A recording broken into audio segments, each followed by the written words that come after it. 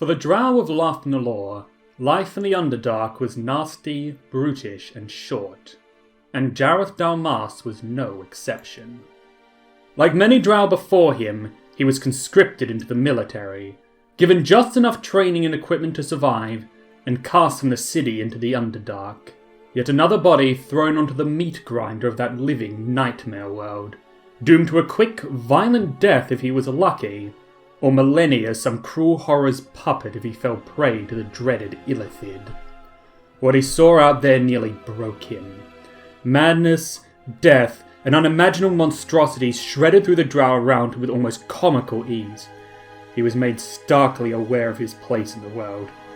That he was but a stopgap, just another Drow sacrificed to the Underdarks that Lathnalor could endure.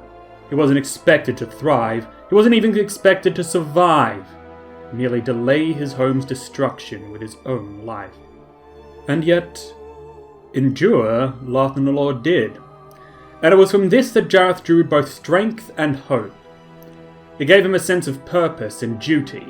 He began to fight back against the monsters and endure the nightmares with new vigour. His place as a mere tool, now a source of inspiration rather than despair. We die in droves, yet the Drow endure. As individuals, we are skinflakes, brushed off to become but dust. But as the Drow, as a whole, we will never die. Soon his philosophy reached other ears. His ideas inspired other soldiers like him to join his cause. Drow as a people were raised to be treacherous and hedonistic, but out in the Underdark, such qualities were quickly weeded out. The soldiers who lived soon learned that you either trust in your fellow Drow, or you died alongside them. With more and more people joining his side, Jareth began to form them from a mere gathering into a cohesive whole. Using his wits and experience, he led his new band against the monsters of the Underdark as the first truly organised fighting force that any living Drow had ever seen. While the Drow nominally had a military, it was in truth more of a mob than anything. Though there were some Drow commanders who could get the mob in line, the Drow traditionally preferred cloak and dagger tactics. They'd sooner slit your throat while you slept than march out onto the battlefield. The existence of the Drow armies was simply a way to keep the horrors of the Underdark at bay by throwing disposable bodies at them. Jareth's band was the first real military force that was organised, coordinated, and truly loyal to each other. And their success soon became known even to the high priestesses of Lolth themselves. It was during these years, however, that Jareth found something he had never dreamed he would have. Love. He met a young Drow assassin named Ravvas Arkanen. While he was a charismatic leader with a penchant for flowery speeches, she was a reserved and stoic lady of few words. And yet she carried her own presence, for when she spoke, everyone listened. The two became close as they fought side by side. They were the closest of friends, lovers, confidants, and eventually, to their absolute shock, parents to a child. Jareth and Ravvas were the only true couple in their platoon, and while stress relief was not unheard of, it was rare since they all knew the risks. Still, accidents happen, and one day Ravvas found herself pregnant. Though it might have been more prudent to dispose of the infant, none of the platoon were willing to do that. They fought for all Drow, including this one, and so the whole platoon committed themselves to raising the child as they continued their campaign. The child, who they named Ravvas, soon became a welcome and familiar presence for the platoon. As his upbringing was such an important responsibility, especially in such a dangerous place, it became everyone's job to look after him. Since various people would have to take on jobs where needed, no hand could truly be spared. Because of this, Ravvas grew close to the entire band, seeing them all as his family. He knew his conception was an accident, for his father warned him not to be too reckless with his desires as he grew older. Beware the burden you risk if you seek the pleasures of flesh on the battlefield. Am I a burden? You are burdened in blessing both, as are all Drow. It is through our works and our acts that we prove worthy of the burden others must carry. We become powerful with the whole, not parasites as the one. Do not weep that you were born. Stand proud at the opportunity. As said before, his father had a knack for speeches. Even at a young age, Ravvas was taught how to fight and survive. Even a formal training did not begin until he reached the equivalent of a 7-year-old. The platoon knew if they started the training too early it would damage his body. A child in the Underdark needs to learn how to protect themselves. During engagements with enemies, one of the camp, who would rotate whom, would ferry him safely away from the battle, and once they were a safe distance away, they would both stay to watch the fight from a distance. At first it was to get him used to the carnage, but then it became both entertainment and education. They would sit or lie on a ledge hidden from view, and the adult Drow would explain to him the tactics being used and the mistakes made. As he grew older, they began to quiz him, testing his knowledge, seeing what he could puzzle out from what he saw. It wasn't long before he started volunteering his evaluations without being asked. Even back then, he was a bit of an arrogant know-it-all. As the years rolled by, the training became more thorough and intense. He began to learn how to fight himself, and eventually even joined the other band members in battle. His parents were both perfectionists, and by the time he had his first real fight, he had been training for so long that his technique rivaled many veterans. He soon became a welcome aid on the battlefield. But all was not going well. The matriarchs and high priestesses were becoming concerned with the band's growing popularity, seeing the ideals of unity and camaraderie as an insult and a threat to lost teachings. They began to slander the band and turn public opinion against them. Soon the band realized it was unsafe to return to Lathnalor, and they were forced into exile, branded as heretics and traitors. Ravvas, who was now a boy on the cusp of manhood, was shocked by these allegations. He knew his family were not traitors. They fought for all Drow. There must have been a mistake. You see, his family had never told him what life was like for other Drow. Never told him that the Drow's own goddess demanded treachery and cruelty. That the band was the exception, not the rule. They had wanted to protect him from the harsh truth. And so, in his young naivety, Ravvas pleaded with his family to simply explain themselves to the matriarchs. Surely if they heard the truth, his family would be pardoned. But again and again his parents refused. Ravvas was as stubborn as any teenager though, and also Ravvas, and decided that if his family would not speak to the matriarchs, he would do it for them. And so one night he snuck away from the camp and fled to the city of Lathnalor. The matriarchs had put up wanted posters throughout the Drow capital, urging anyone with information about his family to come forward, and Ravvas readily obeyed the instructions, reporting to the guards who took him directly to one of the matriarchs. The matriarch was a cunning and manipulative woman, and she played the part of sympathizer masterfully, giving him a warm bath, a delicious meal, and pretending to listen to his every word as he explained his family's situation. It didn't hurt that he was an adolescent at the time, and the matriarch was a very attractive and attractively dressed Drow, who knew how to use that little instinct to her advantage. Ravvas fell hook, line, and sinker for the ploy. He told them everything. Where his family was, who they were, what they stood for, his favourite colour, all of it. He thought he cleared up a misunderstanding. Imagine his shock when he was thrown in a dungeon, used as bait to lure his family in. Too late did Ravvas realise the matriarch's true intentions, and that he had been played. He silently begged, pleaded his parents to leave him behind, even as the matriarch threatened to torture and kill him if they did not show themselves. This was his fault, his mistake.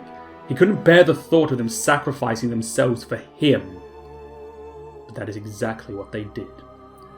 They gave themselves up to try and save their son, and Ravvas was forced to watch as his mother, his father, the Drow and his warband who had been friends and teachers and uncles to him were tortured and skinned and murdered in front of him by the sadistic priestesses.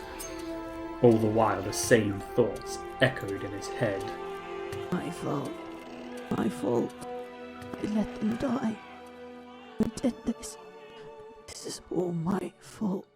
For the next several decades, Ravvas became a slave, consort, and plaything of the matriarchs and priestesses.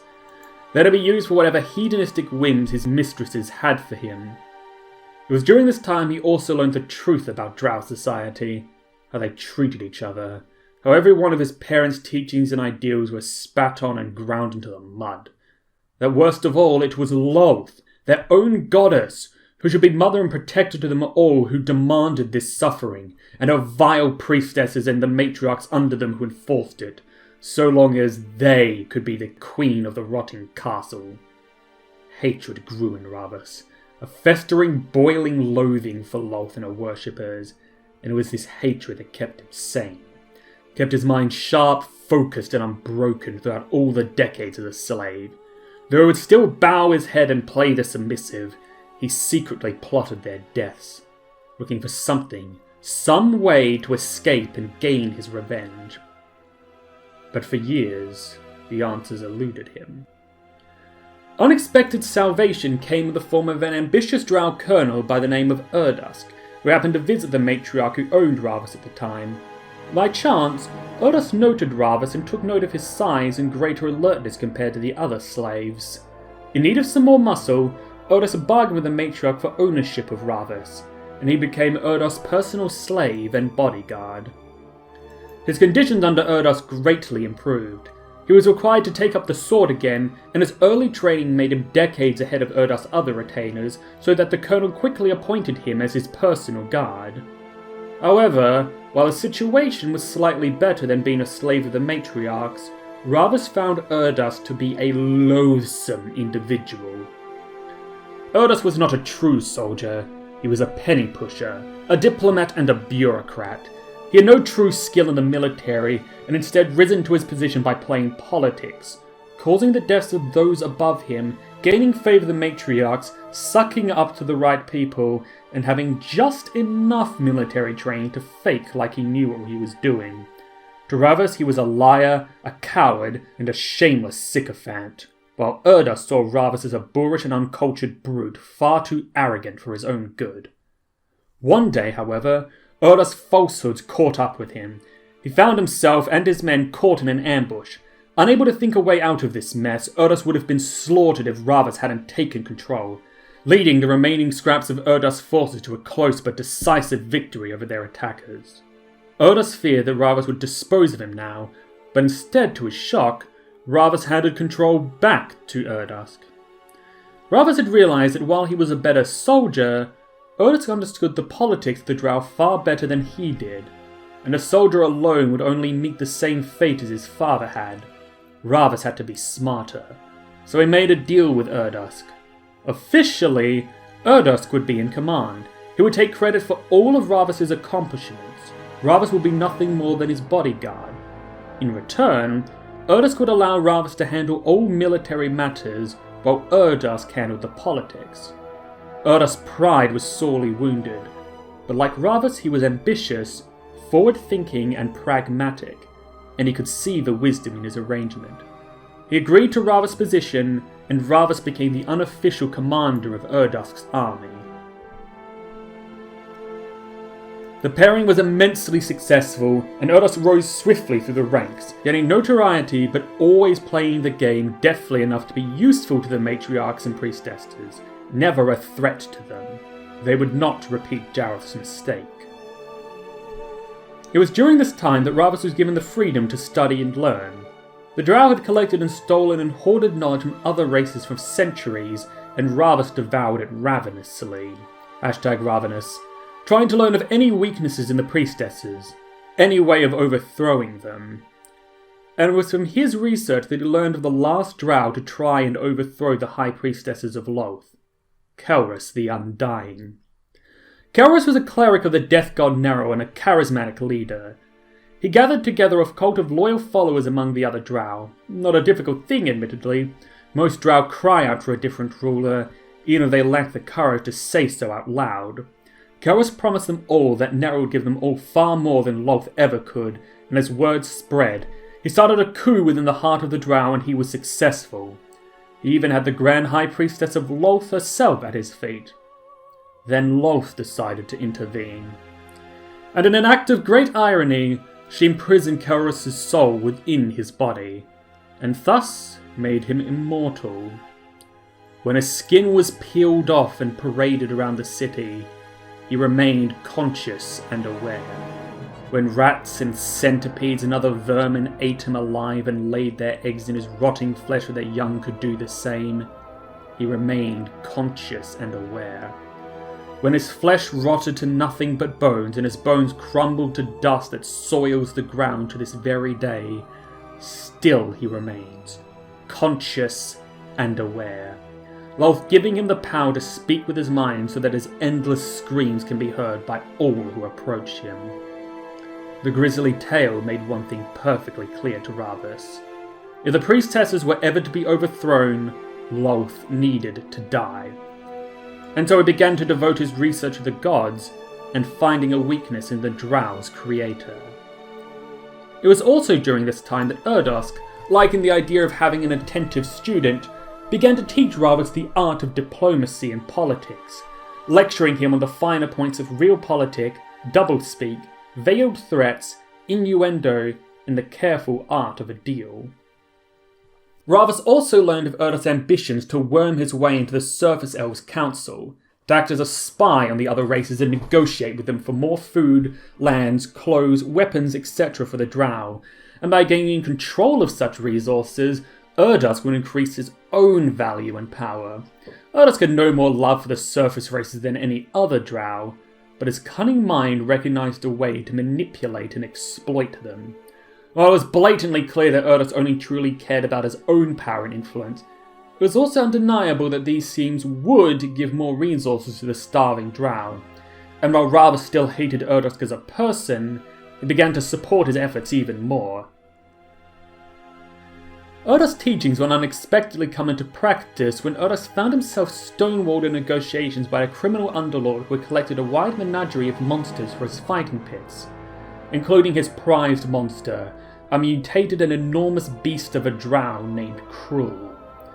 Erdosk had hoped to persuade the Collector to allow him to use the monsters in his own army, but the Collector seemed uninterested in anything that Erdosk was offering.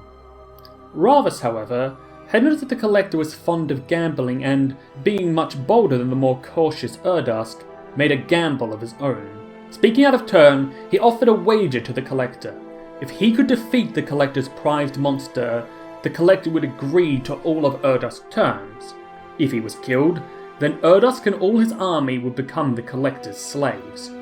Erdosk was furious with his bodyguard, but the Collector had already taken the bait and Erdosk knew he had no choice but to accept, agreeing to let Ravvas face Cruel in the pits. Despite Cruel's monstrous size and strength, he was no match for Ravvas' superior training and technique. To the mutant's surprise, however, Ravvas elected not to kill him, instead offering him a place as his apprentice. The monstrous Drow agreed out of curiosity, not expecting things to be any better with this new master than they were with the Collector. But to Cruel's surprise, Ravvas treated him not as a slave, but as an equal. He ate with Cruel, spoke with Cruel, taught Cruel how to fight properly, and treated him with kindness and respect.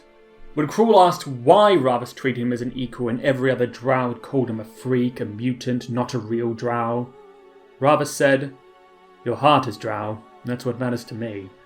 Cruel looked at Ravvas as a hero from that day on, in turn becoming a valuable asset and warrior.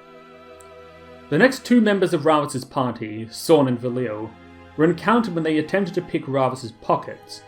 Valil had spent his entire life struggling to survive in the filthy streets, and Sorn, once the son of a matriarch, had found himself cast out in the streets when he was just a child, starving and struggling to survive.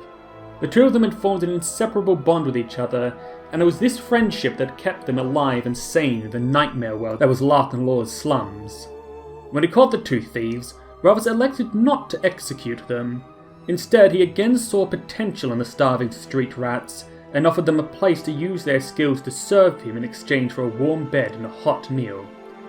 He saved their lives, and for that they were eternally grateful. The team of Ravvas and Cruel became a team of four. Valil offered a sense of light humour that the duo had been missing. While his irreverence bordered on being annoying at times, it was also comforting in a way they all grew quickly fond of. A light in the literal darkness of their underground homes. Cruel, meanwhile, thought that Sorn was the coolest person he had ever met. He was enamoured by the sense of poise and mystery around the assassin. As Valil said, Sorry, boss. I know you've been working hard on the whole mysterious loner act, and don't get me wrong, you got it down well. But Sonia just does it a little better. The difference? Presentation! Thorn, for his part, took Cruel's childish infatuation good-naturedly, becoming almost a big brother of sorts to Cruel.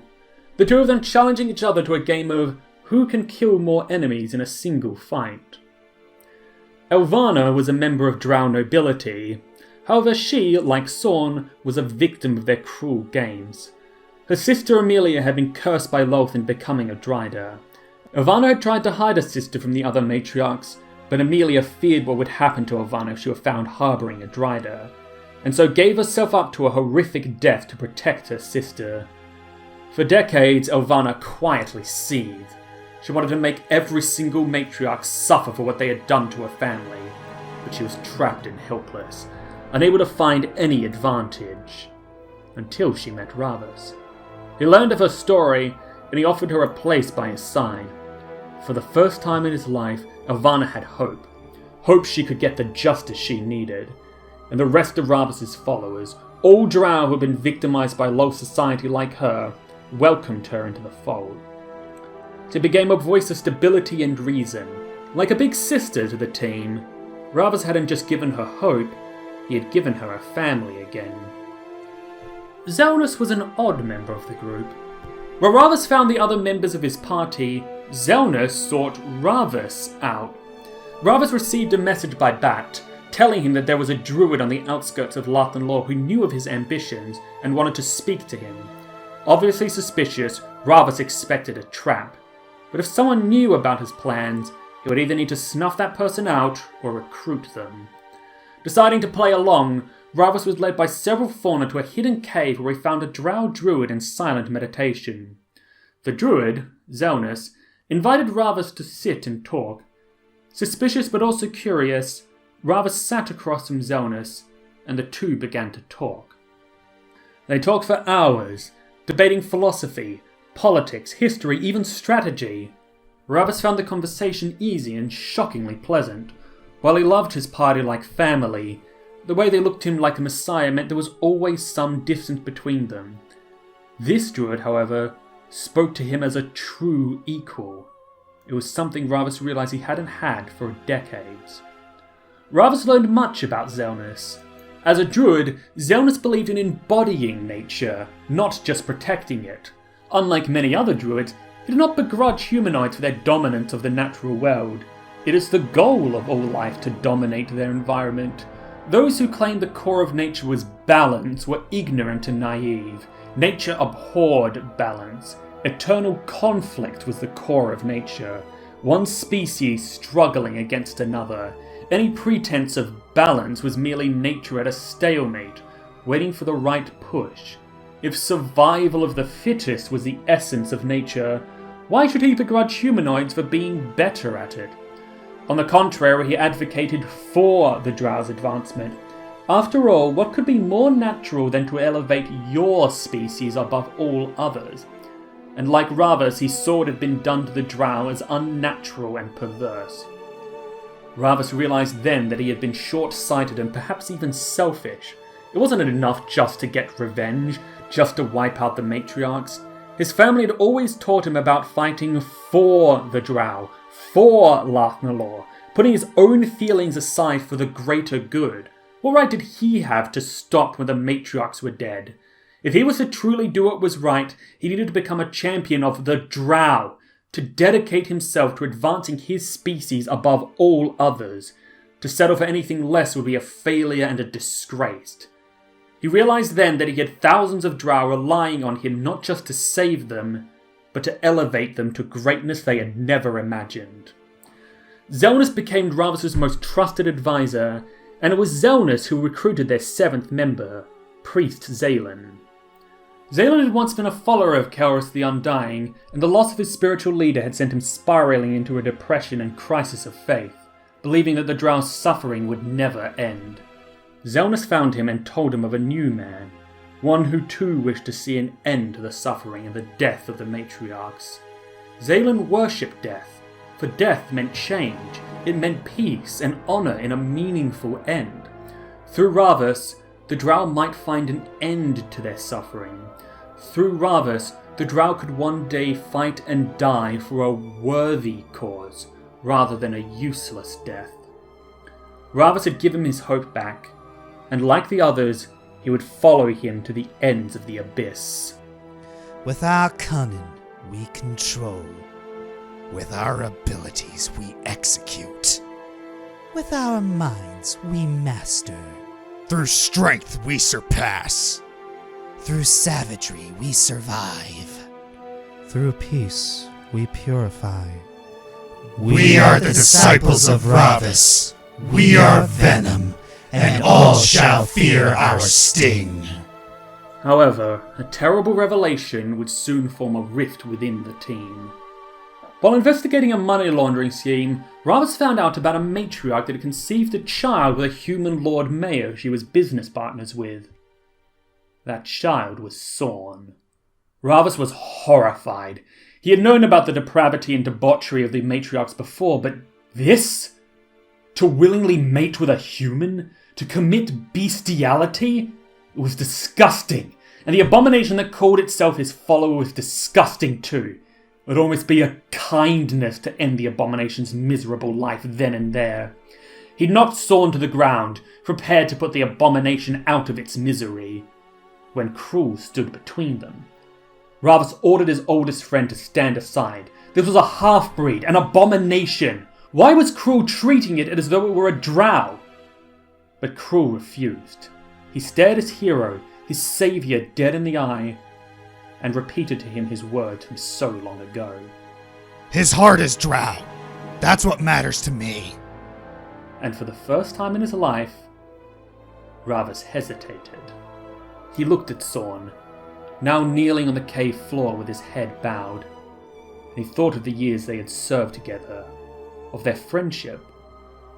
Was Cruel right? Was he acting too quickly? He knew there was no equivalent between Sorn and Cruel.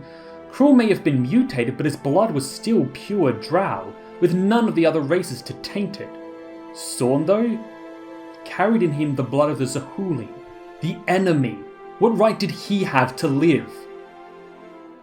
And yet, had his father not told him about the strength of the Drow?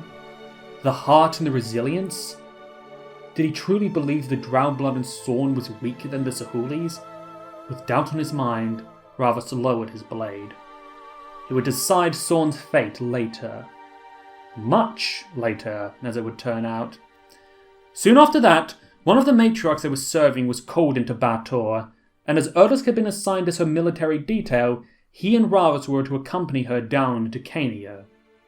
Down to the Palace of Lolth. It took all of Ravvas' willpower to stay in control as he found himself before the tormentor of the Drow for the first time in his life. The sadist was indirectly responsible for the murder of his family.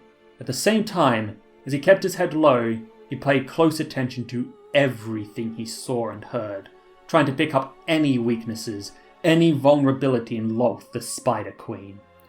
Also in attendance that day was a tall, red-skinned man in grandiose robes and horns who called himself Asmodeus, ruler of Bator. Out of everyone in the room, Asmodeus was the only one who seemed to notice the way Ravvas carefully listened to everything that was being said.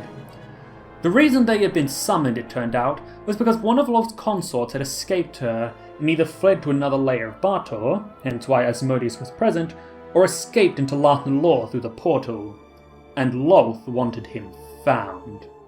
This is rather odd for you, Lolth. All this effort just for one Drow. One might almost think you were afraid of him. Hope flashed in Ravvas' mind. Could it be? Someone or something that could threaten Lolth herself?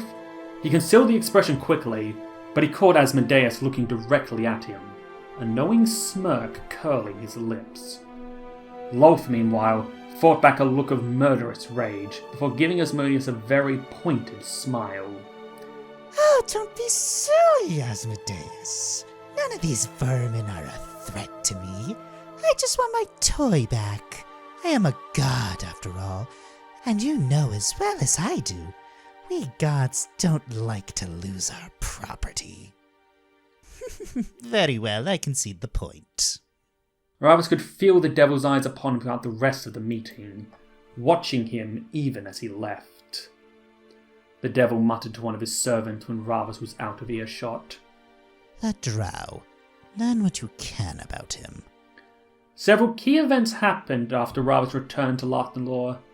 The first was a shocking discovery that while he had been away in Cania, an entire decade had gone by, and Sorn had taken over the command of Venom in his absence. Fearing that this was a mutiny, Ravvas prepared himself to face the Master Assassin in battle. But to his shock, Sorn bowed to him upon his return, relinquishing leadership of Venom and submitting to execution if Ravvas desired. The others spoke up in Sorn's defense, telling Ravvas that he had dedicated himself to carrying out Ravvas's goals, even after they all thought Ravvas was dead, how he had led them in his absence, how his loyalty had not wavered. And Ravvas too remembered Sorn's loyalty, the years of working and fighting side by side. Staying his blade, he embraced Sorn like a brother. Whatever corruption his human blood had on his soul, Sorn at least had proved his Drow heart was stronger. He was a credit to his race. The next event to happen upon his return was that Ravvas would uncover a gold mine. A book containing hidden secrets about the gods and their past, ancient, clearly forbidden knowledge from eons ago, and whispered rumours of a powerful and dangerous ritual that even the gods feared. Ravvas was tempted, sorely tempted. But his rational sense prevailed. The magic was far too complex and required far too many exotic resources and time and preparation to keep it hidden from the priestesses of Lolth.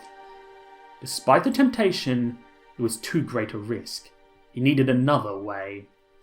The escaped consort was eventually caught and returned to Lolth, but that only made things worse for Ravvas.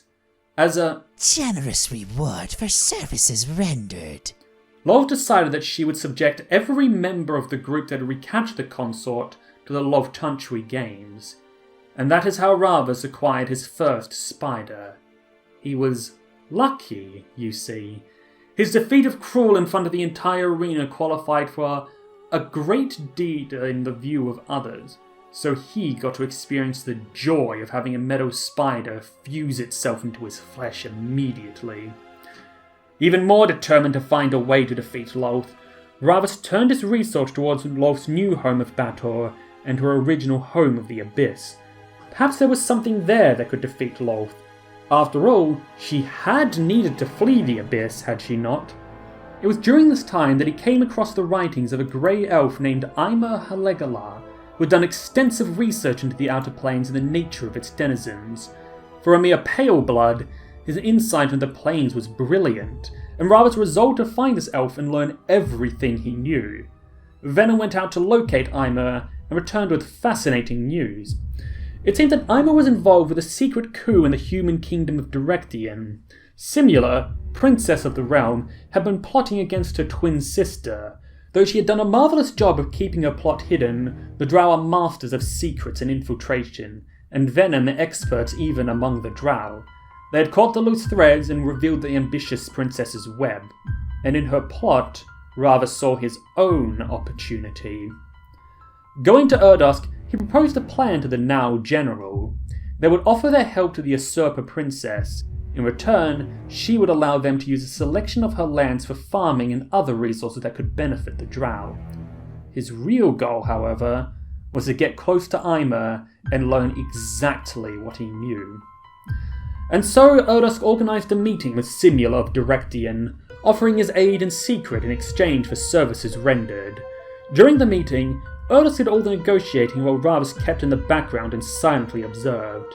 Simula's eyes passed over him as though he was just a piece of furniture, ignoring him entirely. More difficult was her right-hand man Arkoth Wormwood, who was suspicious and hostile to them from the very start. He attempted to persuade Simula that the Drow were not to be trusted, that the operation didn't need their kind, but Simula rebuffed him. Technically, I am not to be trusted either. And besides, someone with their skill set could be useful. The deal was sealed, and the parties left the meeting room. With the deal completed, Ravvas earned his second spider. Later that night, he went to meet Aimer in his lab. The grey elf had a summoning circle in the middle of the room, and he was poring over some notes.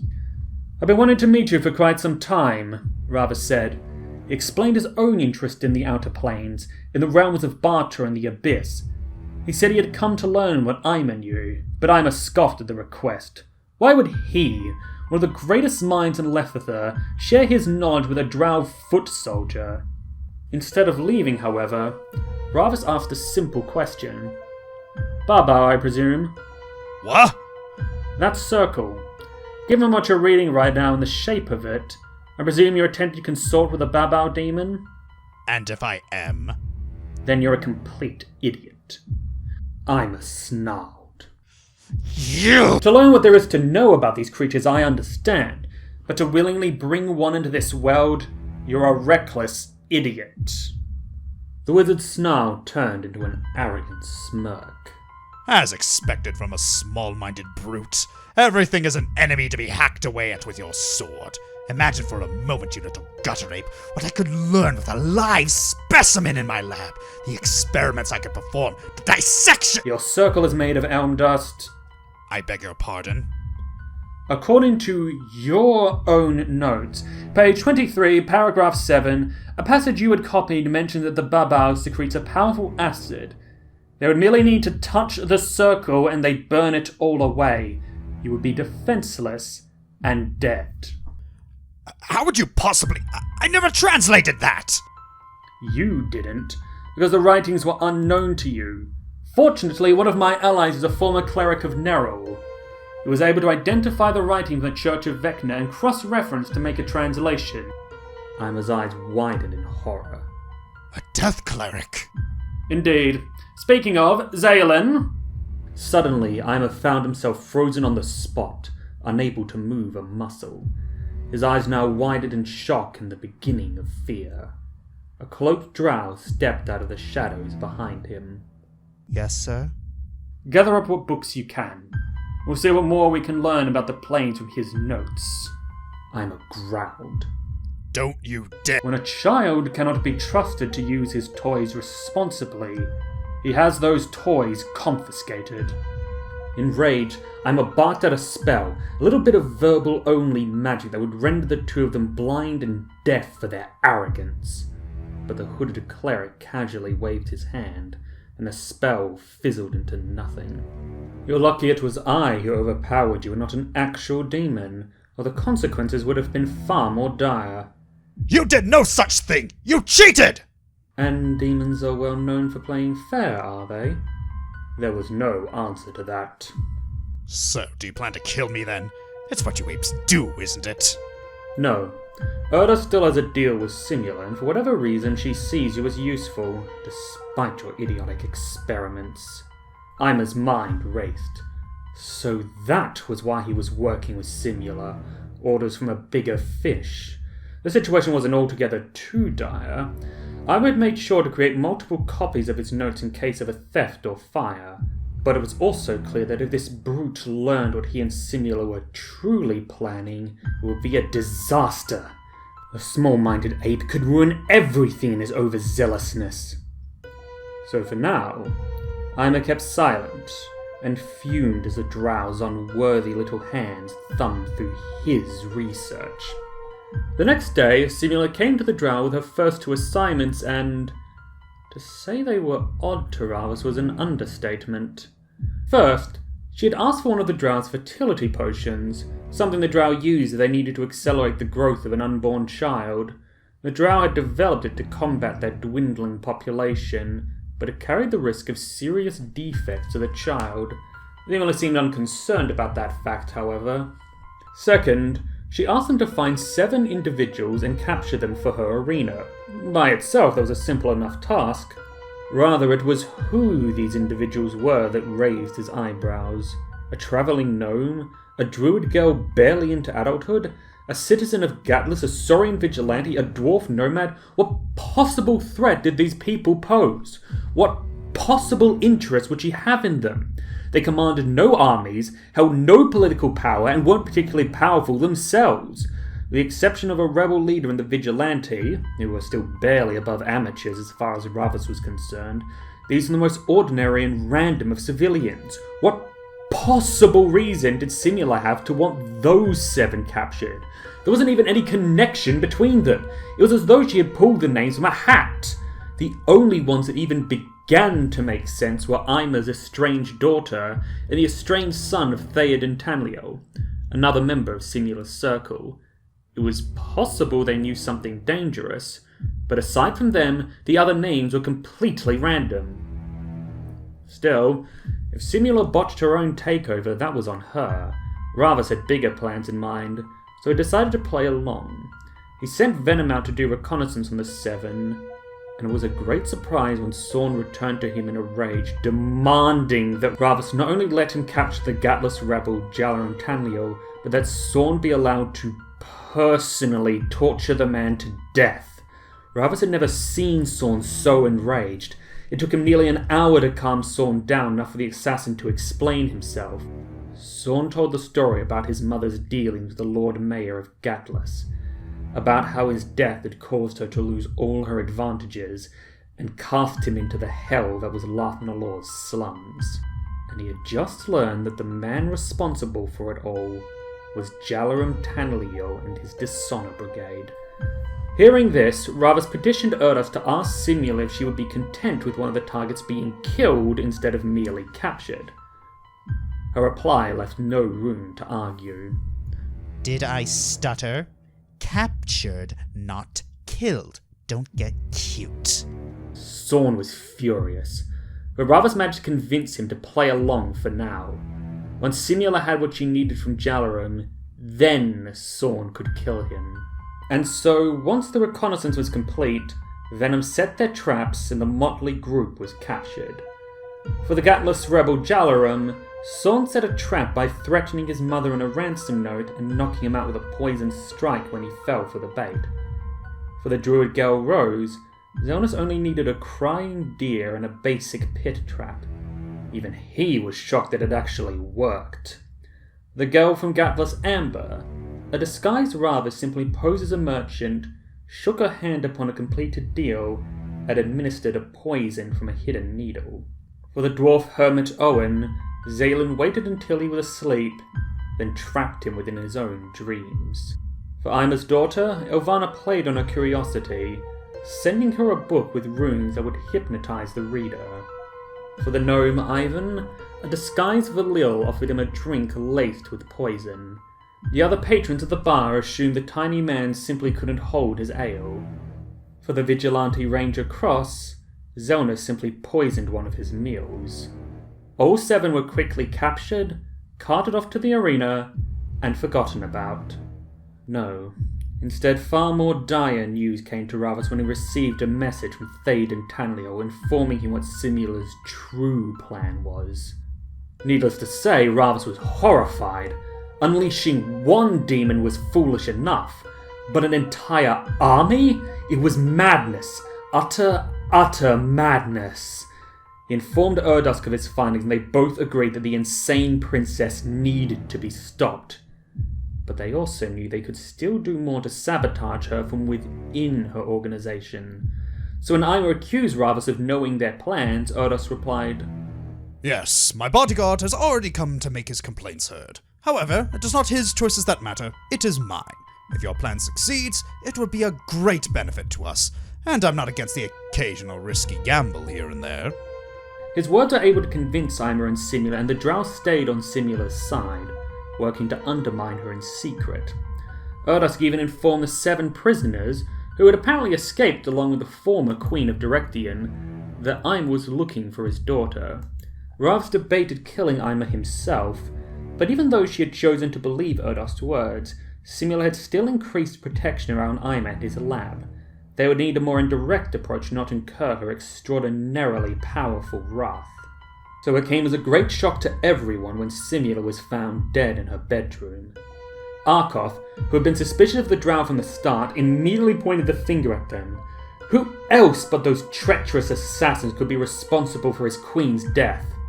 The two sides almost came to blows when the fight was interrupted by Simula herself.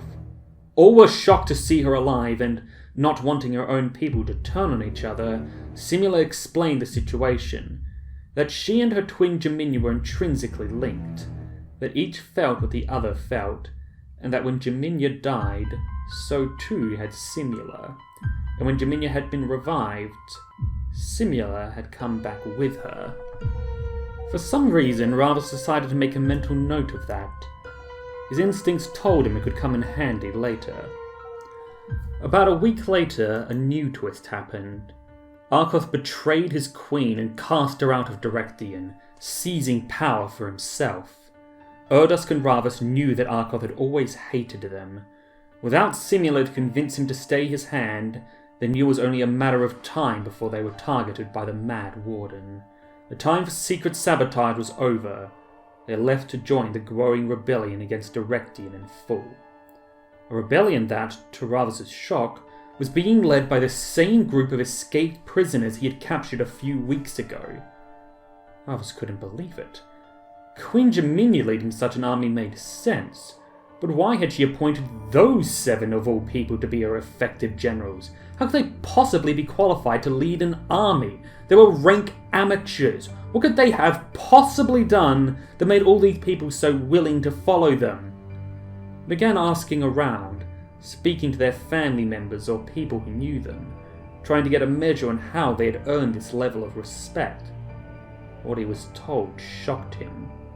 Kraken, an elder dragon, a nightmare beast, a fire-elf warrior? In a matter of weeks, these 7 had accomplished deeds that trained soldiers considered feats. It was impossible to believe, yet the evidence mounted. Just who in the 9 hells were these people? But the greatest revelation of all came when Ravvas spoke to the ranger's son, and learned something that shook him to his core. It's not fair. They still blame him because Solanor died, but it wasn't his fault. It was an accident. What? Solanor, the god of the hunt, was dead, and a mortal had caused his death. This had to be impossible. Surely. But his investigation confirmed it. The clerics of Solanor now mourned the death of their god.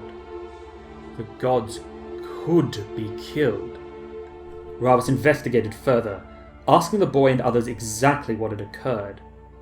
And thus he learned about the pact, about what happened when a god attacked a mortal outside its domain.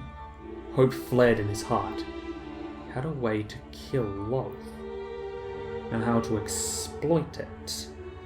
The next piece of the puzzle came when Jaminia revealed her nature as a tiefling.